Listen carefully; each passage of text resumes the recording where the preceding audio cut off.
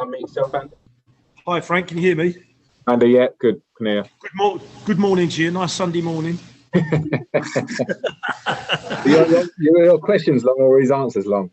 Well, he talks hind legs off a donkey, mate. So we might as well just preview the Newcastle game while we're here, shall we? I just wanted to ask you about Thiago Silva, if I may. His first goal for the club. You made him captain, at least until Jorginho came on. And the look of delight on his face when that goal went in just says a lot about him. And I just wonder if you could just talk to us about him, please. I know we spoke about him, but with reference to tonight.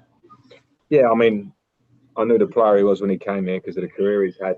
You know, captain in a Champions League team in a final a few weeks before he came here. But his level of performance since he's been here, without much of a pre-season, but the influence he's had on the group, his individual performance, his persona, his preparation in between games, how he attacks training, how diligently he looks at opposition when we're having meetings. He wants to know, so I have a lot of conversations with him pre-game.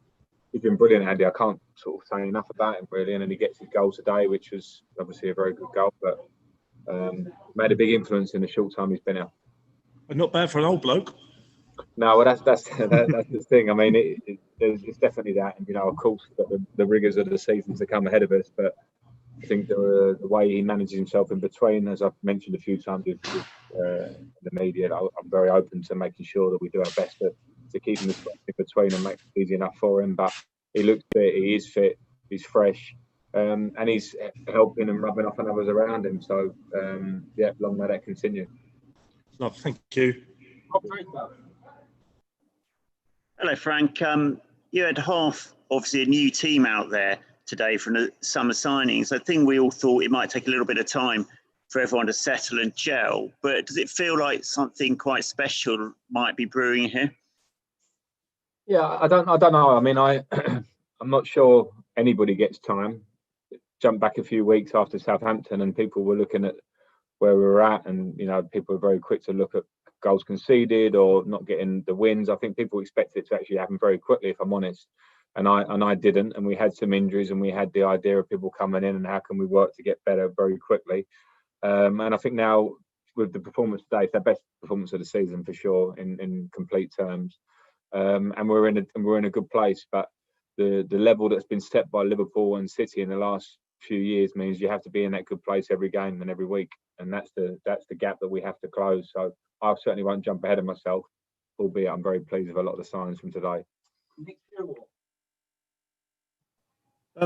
Hi Frank, thanks for your time. I'm just wondering about how much the influence of Hakim Ziyech has already given you that extra edge. And just if you could talk about that a little bit, please. Yeah, I mean, he's been he has given us an extra edge and a different threat. I've spoken about it before with him, but I think he's been out of football for a long time, so I think it's really impressive how quickly he's hit the ground running. He gives us a different style in terms of the left foot off the right side for us. Not something we've had much of in recent years. The ability to find the last pass or the last cross and make assists to break teams down that have a low block. I think we saw that today. We clearly saw that today. And his personality is rubbed off. I keep talking about personality. I think it's a huge thing in football. And the signings that we've brought in, a lot of them are bringing in a lot on and off the pitch, and that's important. And his confidence that he exudes and how much he wants to receive the ball and be the important player that makes that assist has been a big plus. I'm going to do two more, and then we're going to do a quick Mondays. Start with Ollie Harbard and then Mike Waters to finish this section. Hi Frank, congratulations on the win. I just wanted to ask you about N'Golo Kante. Obviously last season was such a frustrating one for him with the injuries. Having him fit and available for every game so far, has that felt almost like a new signing for you? Because he's obviously such a crucial player to this team. Yeah, I mean, he played about 50% of the games last year when you add it all up, and that's a big loss for half the season, a player of his level.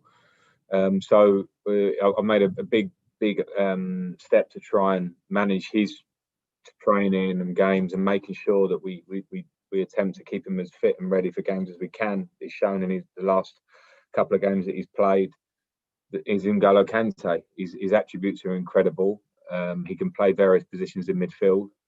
the energy and the ability to win the ball back, but also his ability on the ball, which is sometimes underrated, is amazing. So he can fill different roles. People always want to talk about he's the best defensive midfield player around, and he should be in a deeper role. I think he can do lots of different roles to massive effect, and I'm pleased he's fit now. And again, we'll have to keep trying to manage that to make sure he stays fit, because he's massively important, like you say.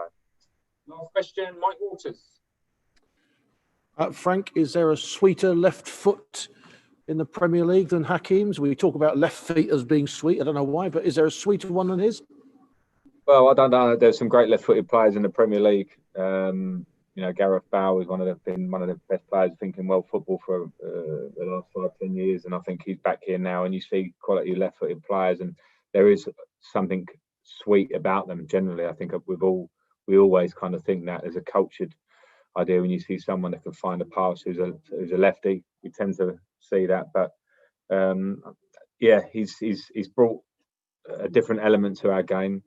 He sees the pass and has no fear to try to pass, even if he's missed the last pass, because he's trying to play game-changing passes regularly.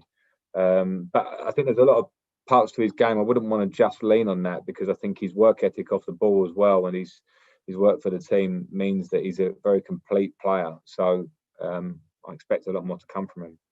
Okay, quick Mondays, and then we're done. We're going to start with Dan.